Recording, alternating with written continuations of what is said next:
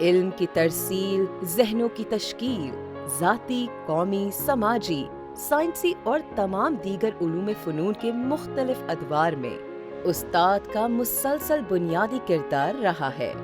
आज मेरी जद्दोजहद के मेहमान जनाब मोहम्मद अली शेख साहब हैं, जिन्होंने अपनी उम्र का बड़ा हिस्सा नौजवानों की इस्लाह और तालीम के लिए वक्फ कर दिया। आइए जानते हैं इनकी कहानी, इनकी ज़बानी। मेरी वलादत तो खैरपुर मीर्स में हुई, लेकिन मेरे जो पेरेंट्स हैं, ख़ास तौर पे मेरे वालिद साहब, उनका ताल्लुक़ गाढ़ी मोरी, खैरपुर से कोई तकरीबन 8 किलोमीटर दूर छोटा सा गांव है, वहाँ पर था। और वो अपनी फैमिली के साथ शिफ्ट हो गए थे। मेरी वालदा और मेरे वालिद दोनों आपस में कज़न्स थे, और मेरी वालदा का बैकग्राउंड अर्बन था। वो बेसिकली कराची में, उनकी वालदा कराची से ताल्लुक़ रखती थी। फिर मेरे जो नाना है उनके साथ उनकी शादी हुई, फिर उनकी वलादत हुई। तो अर्बन बैकग्राउंड मेरी वालदा की तरफ से, वालिद की तरफ से रूरल बैकग्राउंड, और खैरपुर में ये फैमिली शिफ्ट हो गई। तो हम 8 बहन भाई थे, 4 भाई और 4 बहनें। चारों बहनें मुझसे बड़ी थीं, और भाइयों में जो मुझसे बड़ा एक और भाई था, लेकिन वो शुरू से मस्ताना था। वो अल्लाह ताला की तरफ निकला हुआ, तो उसको दुनियावी मामलात में कोई दिलचस्पी नहीं थी। तो इस तरह से जो बेटे थे, उनमें अमली तौर पे बड़े बेटे का फ़र्ज़ मेरे ज़िम्मे था, और मुझसे 2 छोटे भाई थे।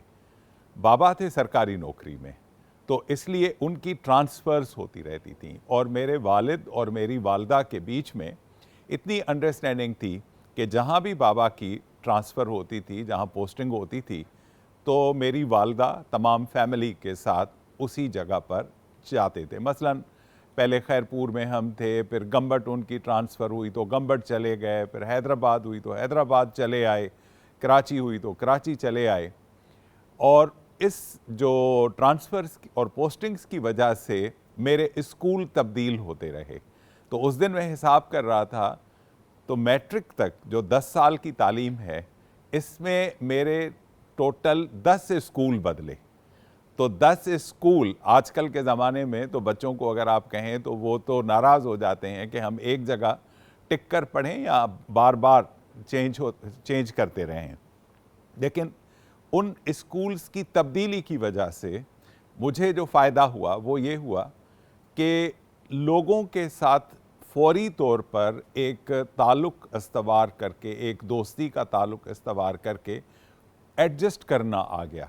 क्योंकि जब मैं जाता था तो वहाँ पर दोस्तियाँ उनकी वो तो पुरानी होती थीं, तो मैं चूँकि नया जाता था, तो मुझे अपने लिए उस जगह पर एक मकाम बनाना पड़ता था। तो ये अल्लाह ताला की मेहरबानी थी कि मुख्तलिफ़ जगहों पे जहाँ जहाँ गया, वहाँ हर जगह पर दोस्तों साथियों के साथ ताल्लुक़ बनता गया। फिर मेरी वालदा का जो बहुत ज़्यादा इंटरेस्ट था, वो शाह अब्दुल लतीफ़ भिटाई की शायरी में था। वो ख़ुद भी तसव्वुफ़ से ताल्लुक़ रखती थी, सूफ़ीज़म से। बाबा तो ज़ाहिर है कि ज़्यादातर नौकरी में अपना वक्त गुजारते थे, मुख्तार कार थे। शाह अब्दुल लतीफ़ भिटाई के जो अशार हैं वो पढ़ के सुनाती थीं, और फिर उसकी तशरीह करती थीं कि इसका मतलब क्या है इस शायरी का। तो इस तरह से वो जो तमसील है शाह लतीफ़ की शायरी की, जिसमें बज़ाहिर ऐसे लगता है कि जैसे रोमानवी दास्तानें हैं, लेकिन उसके अगर आप अंदर जाते हैं तो उसके रूहानी पहलू हैं, जो अल्लाह ताला से इश्क, जो हकीकी इश्क है, उसकी वो बात करता है, लेकिन बज़ाहिर मजाजी इश्क की बात होती है।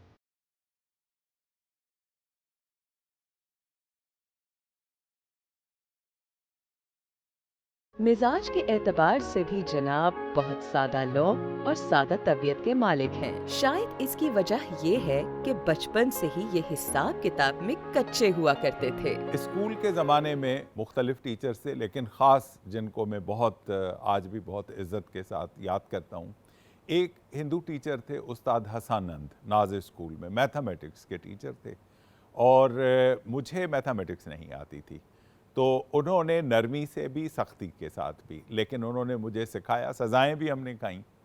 फिर हमारे जो हेड मास्टर थे वो ग़ुलाम रसूल महेसर उनका नाम था, बड़े सख्त एडमिनिस्ट्रेटर। और ये अब आप देखिए कि ये सरकारी स्कूल था, नाज स्कूल खैरपुर, जहाँ मेरा ज़्यादातर वक्त 10 स्कूलों में से सबसे ज़्यादा मेरा वक्त नाज स्कूल में गुजरा। 2-3 मरतबा मेरे वहाँ दाखिले हुए। लेकिन उन्होंने इतना माशाल्लाह अच्छे अंदाज में मेरा इंटरेस्ट डेवलप करवाया और स्कूल का इंतज़ाम महेसर साहब इतना अच्छा चलाते थे कि आप आज किसी प्राइवेट स्कूल में भी वो तवक्का और नहीं रख सकते।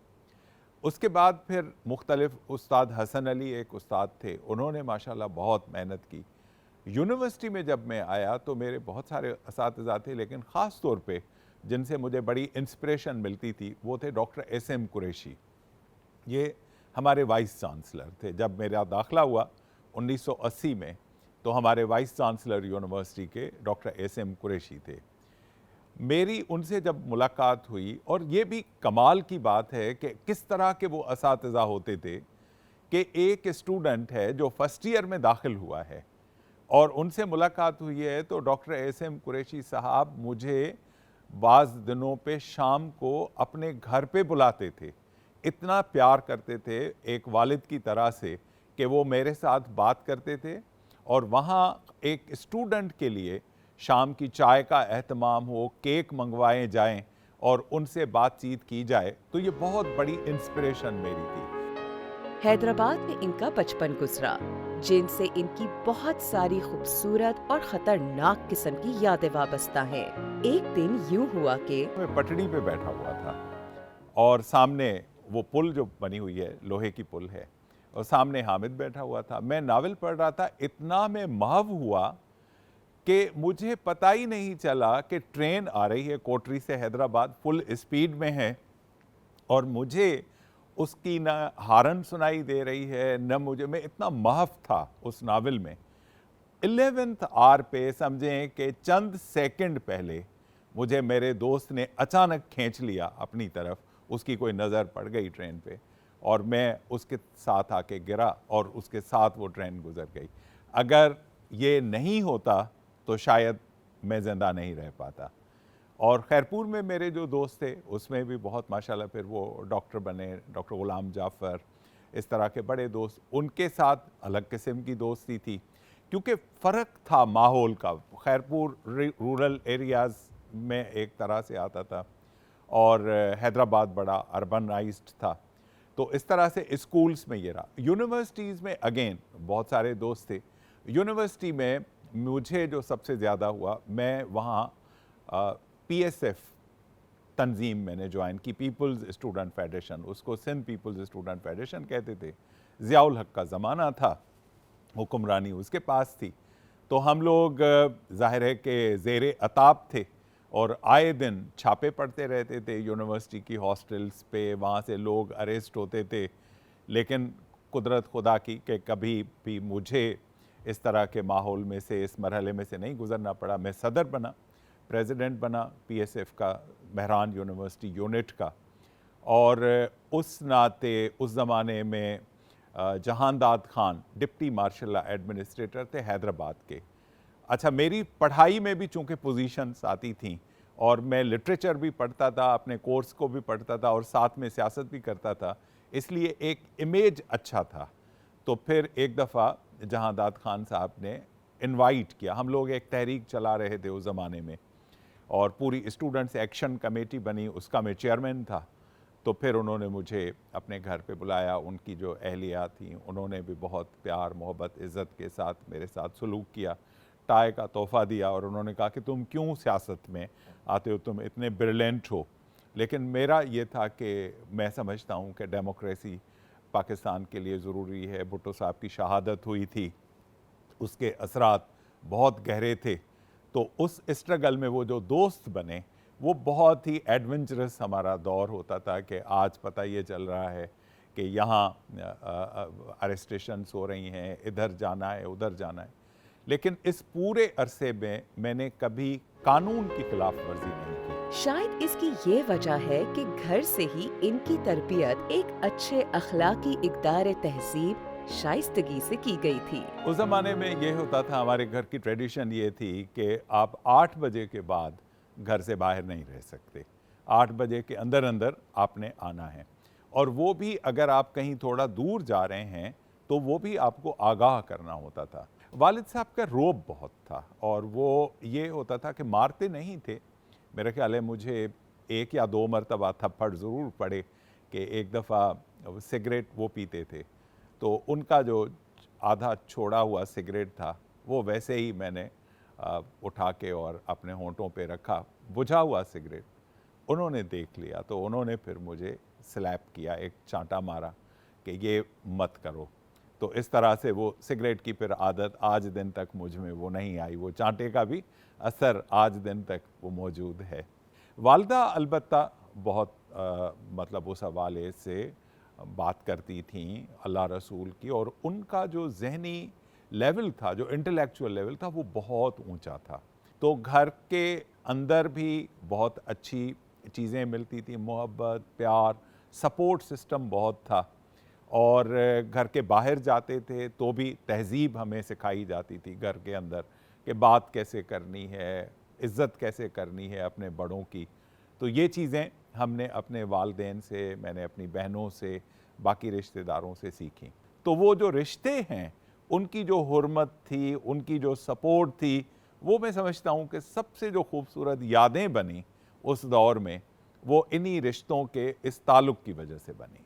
मोहम्मद अली शेख साहब ने सन 1950 में इंजीनियरिंग का इम्तिहान पास करके दूसरी पोजीशन हासिल की और 5 दिसंबर सन 1985 में पाकिस्तान स्टील मिल में असिस्टेंट एग्जीक्यूटिव इंजीनियर 17 ग्रेड से अपने पेशा वराना जिंदगी का आगाज किया। 1985 की ही 5 दिसंबर को मैंने अपने ओहदे का चार्ज लिया। ग्रेड 17 में मेरी सर्विस शुरू हुई असिस्टेंट एग्जीक्यूटिव इंजीनियर की हैसियत से। मुझे चूँकि लिखने पढ़ने का शौक़ था, इसलिए मुझे दिया गया रिसर्च एंड डेवलपमेंट सेल। मेरी जो पोस्टिंग थी तो उसमें ज़्यादातर रिसर्च और वो जो इश्यूज़ आते थे पाकिस्तान स्टील को ओवरऑल इंजीनियरिंग के, उस हवाले से उनके सॉल्यूशन सजेस्ट करना, और बहुत अच्छा माहौल था।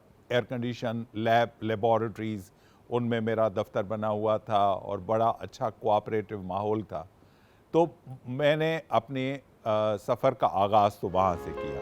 वक्त गुजरने के साथ साथ उनको ये महसूस हो रहा था कि मैं अपने तौर पे अंदर से जैसे मुतमैन नहीं हूँ। तो मैंने ये महसूस किया कि ये तो मैं ख़त्म हो जाऊँगा इस तरह से। और फिर 2 साल के बाद मैंने अप्लाई किया, मेहरान यूनिवर्सिटी में ही लेक्चरर की पोजीशंस आईं, तो मैंने अप्लाई किया फैकल्टी पोजीशन के लिए, और उसमें उस डिपार्टमेंट में 1 सीट थी और 8 कैंडिडेट्स थे जो कि शार्ट लिस्ट होके आए थे। तो सैयद मुज़फ़्फ़र अली शाह एमडी भी रहे कराची इलेक्ट्रिक सप्लाई कॉरपोरेशन के, किसी ज़माने में बहुत अच्छे इंसान थे, वो भी उस बोर्ड पे मौजूद थे, मुझे पता नहीं था। लेकिन जब इंटरव्यूज़ हुए और उसके बाद इंटरव्यू का रिज़ल्ट आया तो उसमें मेरा ही सिलेक्शन हुआ था, और बाद में मुज़फ़्फ़र शाह साहब ने मुझे बताया कि जो बाकी 7 कॉम्पिटिटर्स थे, सब 7 की किसी न किसी ने सिफारिश की थी, और मेरे लिए उन्होंने कहा कि तुम वाहिद आदमी थे जिसके लिए किसी की सिफारिश नहीं थी, और तुम्हारा इंटरव्यू बहुत अच्छा हुआ। तो फिर उन्होंने स्टैंड लिया, वहाँ जज भी थे हाई कोर्ट के और बाकी लोगों ने, कि भाई अगर 7 में से किसी को भी लेंगे तो 6 तो फिर भी नाराज़ होंगे ना जिन्होंने सिफारिशें की हैं, तो बेहतर है कि 7 ही नाराज़ हों लेकिन आपको डिपार्टमेंट के लिए एक अच्छा लेक्चरर मिल जाए। तो इस तरह से मेरा इंतखाब हुआ मेहरान यूनिवर्सिटी में लेक्चरर। कुछ ही दिनों के बाद मुझे डिप्टी प्रोवोस्ट बना दिया गया, और तमाम जो हॉस्टल्स थी मेहरान यूनिवर्सिटी की वो प्रोवोस्ट देखते थे, और उनके नीचे मैं था डिप्टी प्रोवोस्ट। तो प्रोवोस्ट ज़्यादातर अपनी तमाम जिम्मेदारियां मुझे ही सौंप के, और बाकी उनकी अपने रिसर्च की एक्टिविटीज़ और उन चीज़ों में वो मुलव्वस होते थे। सन 1993 में पीपल्स पार्टी की हुकूमत आने के बाद उन्होंने नौजवानों के लिए रिसर्च के बुनियाद पर एक प्रोजेक्ट राइस के नाम से तश्कील दिया, जिसका लुबे-लुबाब ये था कि सिंध के हर डिस्ट्रिक्ट में एक रिसोर्स मिक्स है। कहीं पर आप देखते हैं कि कोई एग्रीकल्चरल जो क्रॉप होती है वो होती है, अगर आप जाएंगे लाड़काना तो वहाँ इरीछे चावल पैदा होता है, खैरपुर में जाएंगे तो खजूर पैदा होती है, ठट्टा और बदीन में तो टोमेटोज़ पैदा होते हैं। तो इस तरह से किसी में कोई मिनरल है, तो मैंने ये प्लान बनाया उस ज़माने में एक्सपोर्ट प्रमोशन ब्यूरो के कंसल्टेंट के तौर पे, मैं यूनिवर्सिटी में भी पढ़ा रहा था और कंसल्टेंसी भी ये थी कि हम जो नौजवान हैं उनको तरबियत दें और उनको हेल्प आउट करें कि वो अपने डिस्ट्रिक्ट्स में जो प्रोडक्ट्स हैं, जो रॉ मटेरियल है, उसकी बेसिस पे स्मॉल कॉटेज इंडस्ट्री लगाएं, जिसके नतीजे में पाकिस्तान की एक्सपोर्ट बढ़ सके। वो रिपोर्ट पूरी मेरी जमा हुई और वो किताब, मेरी ज़िंदगी की पहली किताब, एक्सपोर्ट प्रमोशन ब्यूरो ने छापी। उसका उन्वान था एक्सपोर्ट पोटेंशियल ऑफ सिंध। तो एक्सपोर्ट पोटेंशियल ऑफ सिंध किताब छप चुकी थी, उसके ये नवाज शरीफ का दौर था और उसके बाद नवाज शरीफ की हुकूमत 93 में चली गई।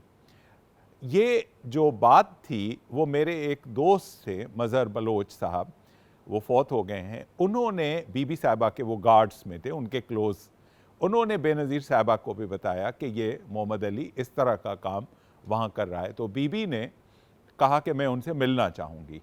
तो लाड़काना में 1994 जनवरी उन्होंने 9 देरों में मुझे कॉल किया। तो मैं कराची से फ्लाई करके और वहाँ पर गया और वहाँ बेनज़ीर साहिबा के साथ मेरी पहली सही मुलाकात, एक दूसरे के साथ हम बैठे और वो 10 मिनट की कॉल ऑन थी और वो 10 मिनट की कॉल ऑन बढ़ते बढ़ते तकरीबन आधे घंटे तक चली गई।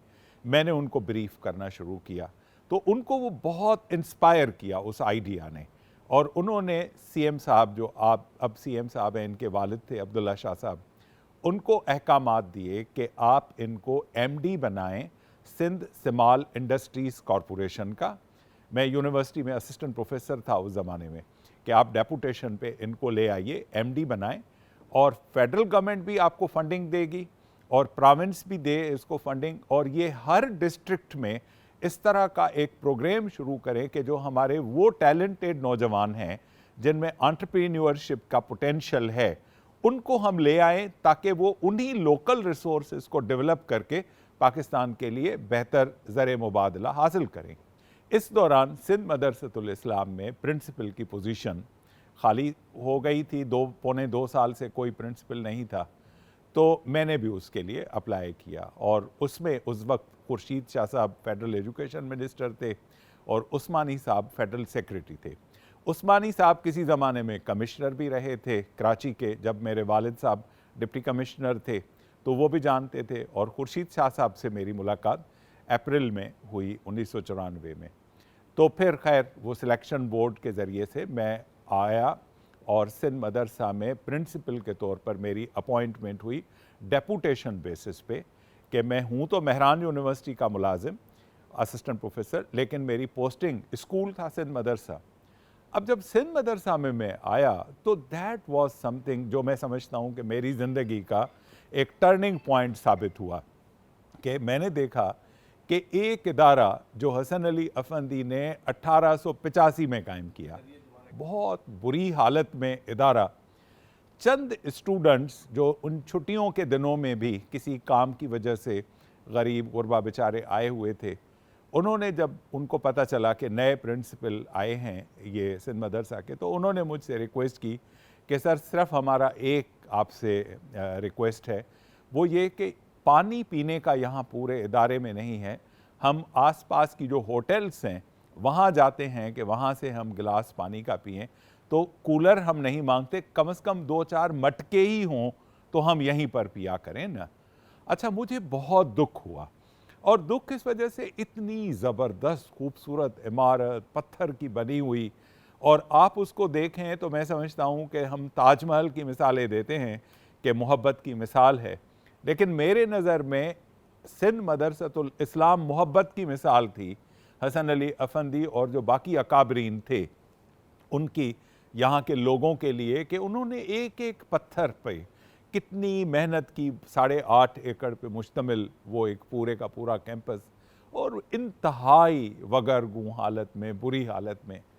तो मुझे बड़ा दुख हुआ और मैंने कहा कि ये वो इदारा है जहाँ कायदे आज़म मोहम्मद अली जिन्ना ने अपनी ज़िंदगी के 4.5 साल तालीम हासिल की, इसको इतना प्यार किया, मोहब्बत दी, अपनी वसीयत तक में उसको हिस्सा दिया, और हमने उस असासे की, उस एसेट की क्या कदर की है। तो मैंने उसी वक्त ये रिज़ॉल्व किया कि अब मैं इस पे काम करूँगा और इसके लिए जितनी मुझसे बेहतर हो सकती है, बेहतरी आ सकती है, मैं करूँगा। मेरा हमेशा जो मुतमए नज़र रहा है, जो मेरी वालदा से मुझे वदयत हुआ, वो ये कि हमारी ज़िंदगी का ये नहीं है मकसद कि हम सिर्फ अपने बच्चों का सोचें। वो तो फ़र्ज़ है, अल्लाह ताला की तरफ से भी है, हमारा फ़र्ज़ भी है, लेकिन बाकी कौम के बच्चे, बाकी लोग, उनके लिए हम क्या कर सकते हैं। तो अभी मैंने यही सोचा कि 2 इदारे, 2 यूनिवर्सिटीज़ जो आज भी माशाल्लाह बहुत अच्छा काम कर रही हैं, दाऊद है, सिंध मदरसा है, सरकार में हैं, उनकी अपनी लिमिटेशंस हैं।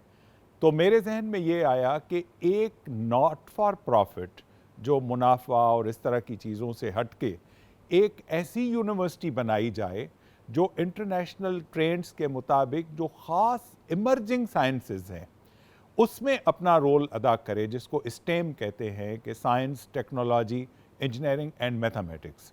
ये जो शोबे हैं इसमें हमारे पास नॉर्थ पाकिस्तान में, नॉर्दर्न पाकिस्तान में तो 1-2 यूनिवर्सिटी का आप ले सकते हैं, नस्ट का नाम ले सकते हैं, फास्ट का ले सकते हैं, लेकिन ये हमारा जो पूरा एरिया है सदर्न पार्ट पाकिस्तान का, सिंध, बलूचिस्तान, पंजाब का जो आपका साउथ पंजाब, यहाँ कोई इदारा नहीं है। तो मेरे जहन में एक ख़याल ये आया कि हम यहाँ पर एक ऐसी यूनिवर्सिटी कायम करें जो इमर्जिंग साइंसेस का जो मेन पावर है पाकिस्तान के लिए ज़रूरत है, उसको पूरा करे और उसका नाम हम रखें हसन अली अफंदी के नाम पे, क्योंकि ये वो शख्स है जो हार्बिंजर ऑफ चेंज है सिंध में। जो आप समझें कि एक आदमी जो हिस्ट्री में सबसे बड़ा मकाम रखता है वो सिंध की हिस्ट्री में, वो हसन अली अफंदी है। कि एक हिस्टोरियन मुझसे जब डिस्कस कर रहा था तो उसने कहा कि सिंध की तारीख को 2 हिस्सों में तकसीम कर सकते हैं, एक हसन अली अफंदी से पहले और एक हसन अली अफंदी के बाद, क्योंकि जो तालीमी इदारा उसने कायम किया और जो मॉडर्न एजुकेशन उसने यहाँ पर राइज की, उसके नतीजे में कायदे आज़म मोहम्मद अली जिन्ना जैसे लोग पैदा हुए, सर अब्दुल्ला हारून, सर शाहनवाज भुट्टो। तो हम उनको वो जो ट्रिब्यूट है वो पेश करने के लिए हसन अली अफंदी यूनिवर्सिटी कायम करना अब मेरी ज़िंदगी का मकसद है, जिसमें हम मोस्ट मॉडर्न साइंसेस, टेक्नोलॉजी, उनमें best of the best education देंगे। मॉडल जो मेरे जहन में है, तो जिस तरह से आगा खान यूनिवर्सिटी मेडिकल साइंसेस के हवाले से एक नाम है, लम्स लाहौर का मैनेजमेंट साइंसेस के हवाले से एक नाम है, इसी तरह से ये जो हसन अली अफंदी यूनिवर्सिटी हो, ये मॉडर्न साइंसेस के हवाले से एक नाम हो। तो ये अब मेरी ज़िंदगी का मुतमए नज़र है, इस पे मैं काम कर रहा हूँ। मुख्तलिफ़ लोगों ने इसके लिए सपोर्ट किया है, अमेरिका में, कनाडा में, जहाँ जहाँ पाकिस्तानी रहते हैं उन्होंने अश्योर किया है कि हम आपकी पूरी तरह से मदद करेंगे।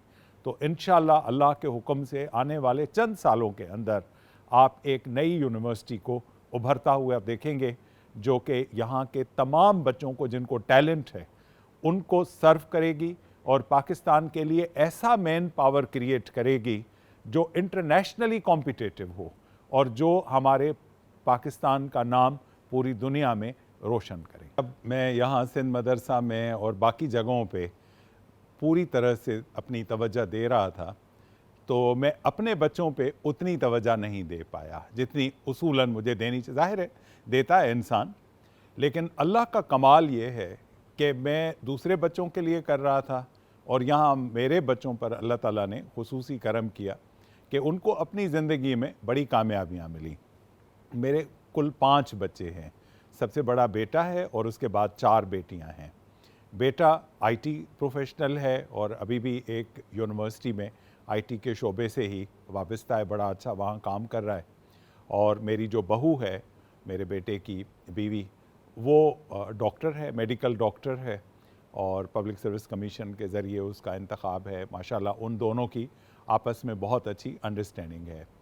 4 बेटियों में जो सबसे बड़ी बेटी, उसने मेरा ही शोबा एजुकेशन का लिया, लेकिन सरकारी नौकरी में नहीं, वो कंसल्टेंसीज़ देती हैं। और उसके बाद जो मेरी बेटी है वो यूनिवर्सिटी ऑफ ओरेगन में, अमेरिका में, वहाँ अब तकरीबन उसकी कंप्लीट हो चुकी है पीएचडी, वहीं पर पढ़ाती भी है और उसके साथ वहाँ पर काम भी करती है। तो पीएचडी भी उसका इसी साल इंशाल्लाह तकमील तक पहुंचेगा। उसके बाद जो तीसरी बेटी है वो सिंगापुर में रहती है, एप्पल कंपनी, उसकी वो मार्केटिंग को और आईबीए की ग्रेजुएट है, और उसकी शादी हुई, उसके जो शोहर हैं वो भी मल्टीनेशनल कंपनी में हैं, कराची से ही उनका भी ताल्लुक़ है। तो वो माशाल्लाह वहाँ पर दोनों बहुत खुश हैं। और जो सबसे छोटी है उसका नाम सदफ़ है, उसने अभी अपना आईबीए से कंप्लीट किया फाइनल ईयर, और वो भी माशाल्लाह बहुत टैलेंटेड, उसमें लिखने की सलाहियत बहुत अच्छी, सोशल इंटरेक्शंस बहुत अच्छे, और उसको उसकी ग्रेजुएशन से पहले ही पाकिस्तान की एक बहुत मुमताज़ मल्टीनेशनल है, उसी ने उसको जॉब ऑफ़र दे दी। तो अब वो अगले महीने से जाके उसको ज्वाइन करेगी। मोहम्मद अली शेख साहब ने अपनी जिंदगी के 62 साल सादगी, आजिज़ी और मोहब्बत के साथ गुजार दिए। कोई बड़े ख्वाबों को तरजीह नहीं दी, जो मिला उसमें खुश हैं। मैं आज भी जब अपनी ज़िंदगी 63 इयर्स तकरीबन मेरी उम्र होने को करीब है, मैं जब भी देखता हूँ तो मुझे इत्मीनान होता है कि मैंने अपने आप को अमीर नहीं बनाया। आज भी मैं उसी अपार्टमेंट में रहता हूँ जिसमें आज से 20 साल पहले रहता था। वाइस चांसलर नहीं बना था जब प्रिंसिपल, वो ही अपार्टमेंट, वो भी एक तरह से मेरे पेरेंट्स की तरफ से, मेरे इन-लॉज की तरफ से एक तरह से उसमें बड़ी असिस्टेंस मिली। लेकिन दिल मुतमैन है कि वो स्टूडेंट्स जो मेरे हाथों पले बढ़े, जिन्होंने तालीम हासिल की, वो माशाल्लाह अपने अपने मकाम तक पहुँचे हैं।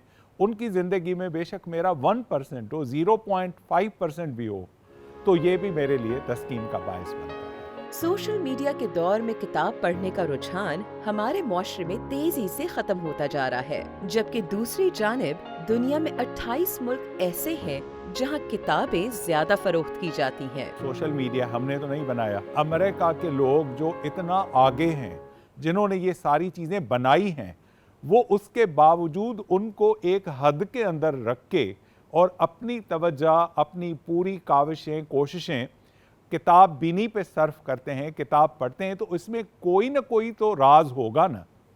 और वो राज ये है कि जब आप पढ़ते हैं तो आपके जहन के दरीचे खुलते हैं, तो उस नाते आप क्रिएटिव ज़्यादा बनते हैं। तो मैं नौजवानों को सबसे पहले तो ये कहूँगा कि आप ज़रूर रखिए, ये नया ट्रेंड है, आधा घंटा दें, 1 घंटा दें स्क्रीन टाइम, बाकी आप किताबों की तरफ आइए।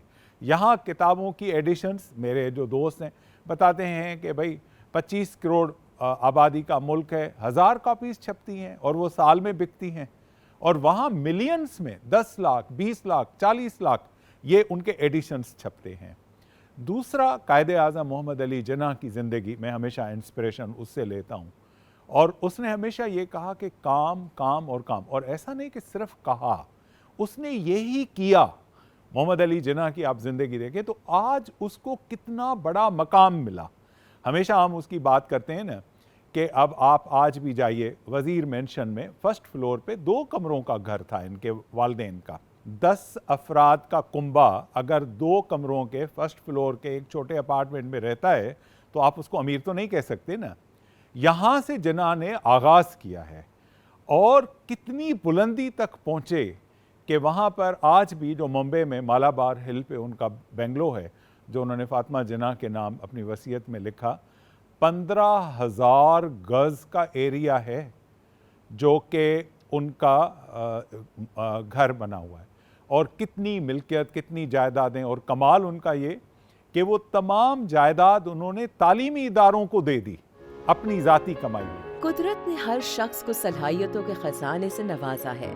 आदमी अपनी सलाहियत को पहचाने, उसे परवान चढ़ाए और उसकी बुनियाद पर अपनी कामयाबी की मंजिल का तयन करे। आप ये न करें कि मैं उसको देख के उसने ये किया था तो मैं भी ये करूँगा। वो हो सकता है वो कर पाया हो, आप न कर पाएँ, क्योंकि आपका सलाहियतों का पैकेज डिफरेंट है।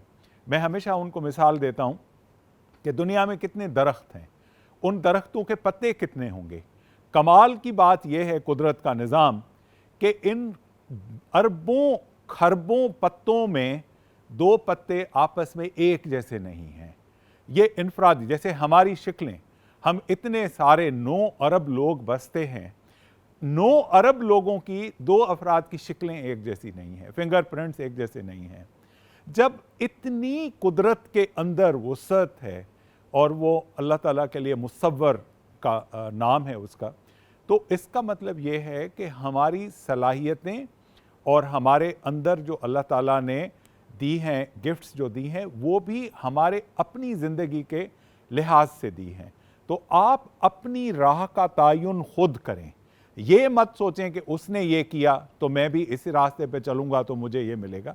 मुझ में जो सलाहियतें हैं उनको मैं परवान चढ़ाऊँ।